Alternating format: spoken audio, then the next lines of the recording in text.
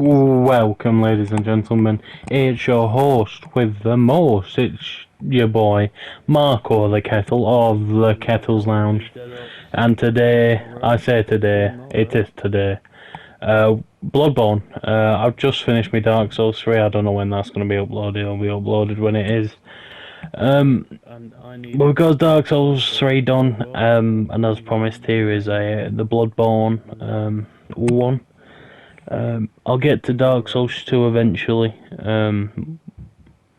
but just not today. Okay. So what is Bloodborne? Bloodborne's one of the Soulsborne game. People don't like to include it in the Soulsborne franchise, but it's now called Soulsborne because it is included. Do I have any problems with Soulsborne? No. With Soulsborne, with Bloodborne. No. Bloodborne's a wonderful game. I prefer Dark Souls 3 and 2 to it. I'm not gonna lie to you. That's just personal preference, of course. What do I enjoy most about Bloodborne? I like his combat system and his overall aggressive nature. Bloodborne, I don't know how long I could play for. I'd never really explored the DLCs, although I did a bit of the DLC. I never really fully explored it. So I couldn't give you my take on the DLC, unfortunately.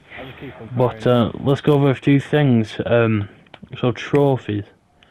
So you need to defeat. Well, we'll go with hard ones first. We'll go for general one.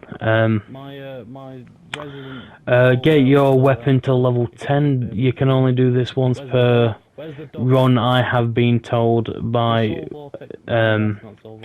my good friend Silly, and that's later on. I don't know if it's after. It's either after or before you fight Mikolash. It's after. It's after you fight Mikolash. That's how you get the Blood Rock for a level 10 weapon. How? I don't know what I'm gonna say. So yeah, get a level 10 weapon, equip a rune, equip Blood Rocks. Blood Rocks. You have to equip something. The runes. Leave me alone. There's beat certain bosses. Get the different endings. There is 3 different endings, I believe. Or is there 4? Oh yeah. There's 3. A bit like Dark Souls 2. There's 3. I'm doing 275 on a visceral. I said Dark Souls 2. Dark Souls 3. There's 3. The first one. You have to. Is it kill all the bosses? No, you need to use 3 umbilical cords, or 3/3 umbilical cords, and that's for. Oh no! So you find the Moon Presence, which is the boss you need to kill. You need to kill. I've parried her like 12 times. He's still not dead. Gary, we'll call him. I don't know if that's his actual name, but I forget his actual name off the top of my head. Another soul vortex. Yeah, there's the blood presence you need to fight. Vicar Amelia. Well, you need to fight Vicar Amelia to get into the Shaded Woods. I think you get a trophy for beating all bosses. Like every boss, you get one. You need to acquire all special hunter weapons or hunter items. I believe it is. You need to collect all weapons. What else is there? Like I said, 3 endings, all weapons, all bosses. There's Yarnum, the Baneful Queen, Just doing 270 in the Chalice Dungeons, which it's not as hard as people were making it out to be, or at least I don't think. Maybe it's because I had Silly helping me, but even then, I think on a good day, I would have been perfectly fine to do it myself. Yeah.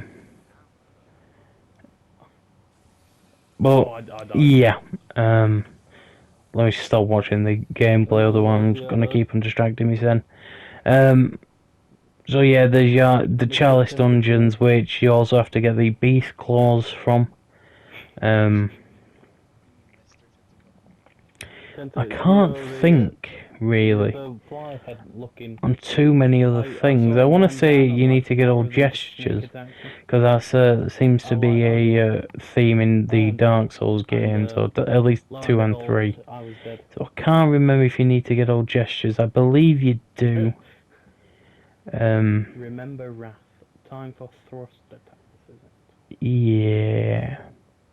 Anyway, on to rating the Platinum. I actually wrote it down what I'm rating it on. It might change over time, but we have time, difficulty, where it's fun to play solo, how the game plays, tedious trophies, missable trophies, and multiplayer trophies. So we'll start with time first. And there'll be a quick cut in audio as I check how many hours I've put into the game. Even come from? According to the PS5 time checking thing device that the PS5 has, I've got 33 hours in the game, and after a quick check on PlayStationTrophies.org, it says it takes anywhere from 30 hours to 50 hours, so I'm roughly in the average, not under the average like I was in Dark Souls 3, but that does include my DLC, and just time sat doing absolutely nothing. So that's time difficulty. The difficulty of this Platinum, same with Dark Souls 3, does not come from the difficulty of the Platinum. It comes from the difficulty of the game, I believe. Like a lot of the trophies, if it was just an easier game in general, most people won't complain like, oh, you know, top 10 hardest PlayStation trophy. It wouldn't be on there. There'd be no need, because, like I say, it's not too hard of a game. Not too hard a game, not too hard of a Platinum. So in terms of difficulty, the Platinum itself, I'm rating a 5. I'll give it a 5. Solely because Platinum's not hard. The only reason it goes up, you know what, I'll give it a 6 for the ones in the back. They're gonna complain about how I have like 600 hours in Dark Souls, so I'd be used to this sort of thing. So I'll give it a 6 out of 10, because for me personally, it weren't too hard. I think there was only 3 bosses I died more than 5 times to. Throughout all my new games, and that was the Shadows of Yarman, Mikolash, I believe, well, what's his name? The final boss, I died to more than 5 times. More so just because of my stubbornness, and I just wanted to no-hit run it. But I had to do it on New Game Plus 5, so that's the only reason I died. If I'd have collected my blood jellies, I think they are red jellies, I would have I wouldn't have died, so half the time I don't even want to count those as proper deaths, because, you know, that's another reason it took me a bit longer, was because I had to run it on New Game Plus 4 and New Game Plus 5, because I never picked up the red jellies, from... And when I fell on top of the banister, where they are, just before you get to Mikolash in the academy type thing. And the only boss in the... I almost called it the Darkest Dungeon. That's another game for another day that I want to do. But no, in the Chalice Dungeons, the only boss I died to more than once... Oh, well, no more than once. No, more than once, actually. Is the amygdala, which I died to about 7 or 8 times, till then I finally got it. I think the only other thing I died to was the watchdog, I think it is, the big fire dog. I died to it, but only once. So yeah, in terms of difficulty, you know, it's not too hard, but like I said, I've got a lot of hours in Souls type games, so it's like people getting annoyed at children for doing easy maths equation. To me it's easy, but to other people I can see where the challenge comes from.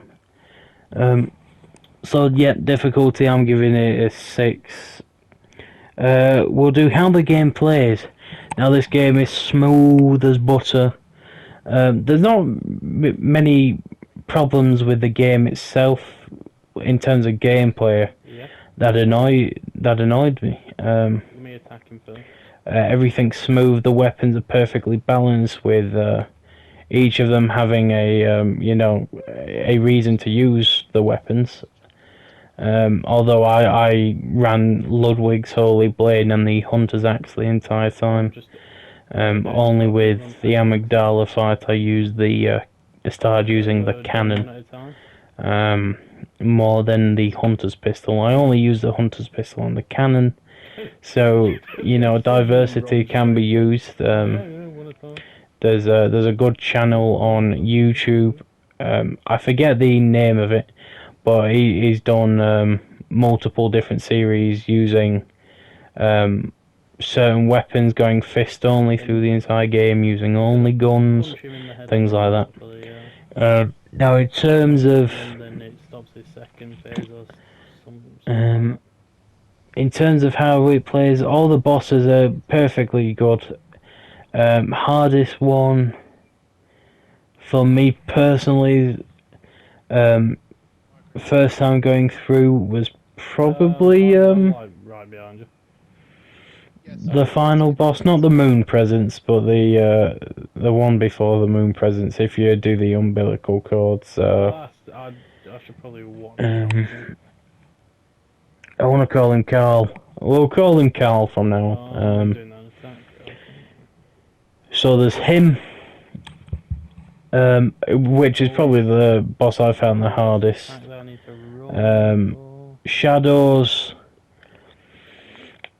Shadows, once I found a pattern, when I got on New Game Plus, I struggled quite a bit.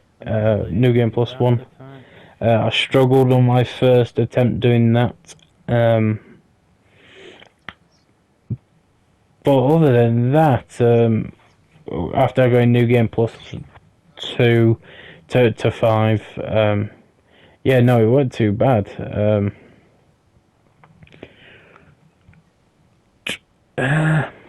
So that is, in terms of way it plays, like I said, the boss fights are lovely. They're well choreographed, because, you know, this is dancing.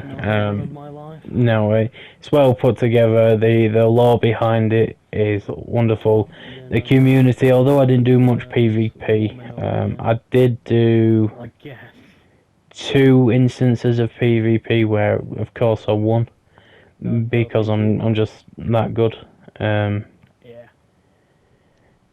There was one in the castle area in which some fella tried luring me and Silly into this area, but I just sent Silly after him, and Silly just murdered him. I think he was probably, I don't even want to say hardest. He was hard. It was probably worst one we had, or most annoying to fight against, I should say. But yeah, multiplayer trophies. There isn't any multiplayer trophies really.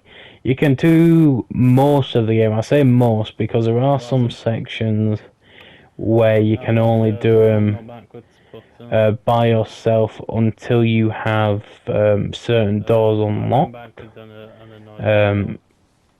One area in such being the Virgo's wetness, or I think it is. That's what springs to mind.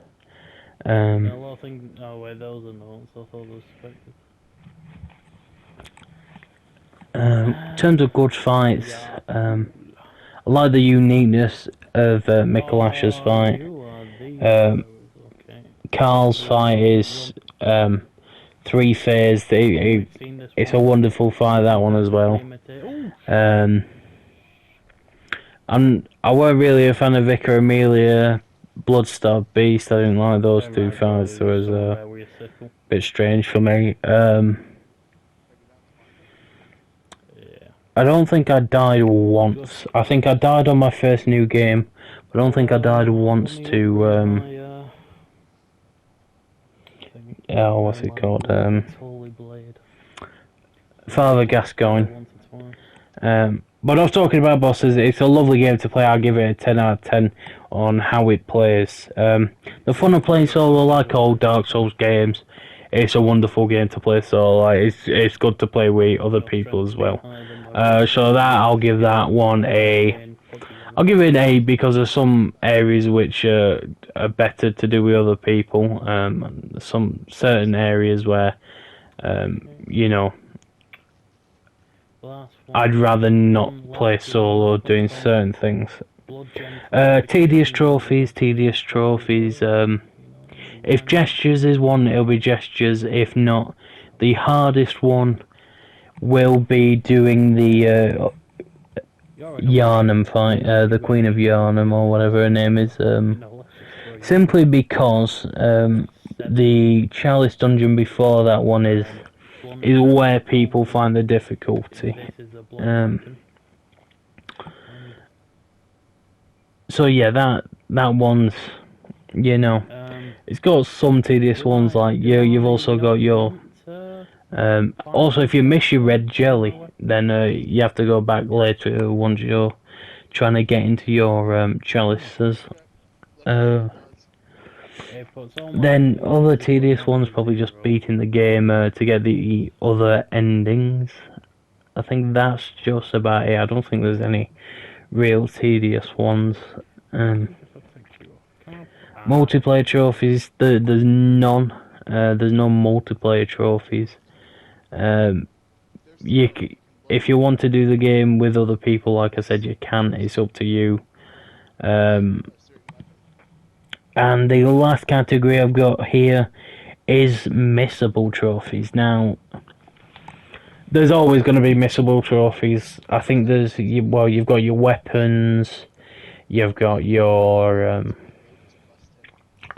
special hunters items, you've got your emotes, you've got your I don't know if emotes are the one you need, but either way, you've got your emotes, you've got your endings, your Chalice Dungeons, and certain bosses as well. You can miss bosses depending on which route you take. A person, I did my Dark Souls 2 and I started my Bloodborne 1, then I joined up with Silly to do my Bloodborne rather than follow the guide, is a channel called Retro with about 6.5k subs, and his Dark Souls 2 one I follow, although some fights in Dark Souls 2 are not that good. Of course I followed Silly for DS3, so I wouldn't know what his DS3 is like, and I'm planning on following him for Dark Souls Remastered, Sekiro, and Demon Souls when I get around to those 3 games. I suppose I could take. But yeah, so other than that, I believe that's everything. And the overall platinum, like I said, is a 9 for me. Coming close to a 9.5. It's an overall wonderful experience. I recommend getting this platinum if you got a free 30 hours to play it. I believe that's all. I'd like to say, remember, everything is my opinion. Don't take my opinion to heart. If you have your, look at my gameplay, look over people's gameplay, look at different reviews, get different points of view, different opinions on it. And yeah, if you yeah, like I said, just don't take my listen to mine, but take it with a grain of salt. Yeah. Also, if you made it this far, any tips, advice on how you'd like me to do this series, how you'd like me to review things, just let me know. Because any advice, any tips, be overall appreciated. So yeah, it's been your host with you most. It's been your boy Marco the Kettle from the Kettle's Lounge, and I hope you all have a nice week. And yeah, peace.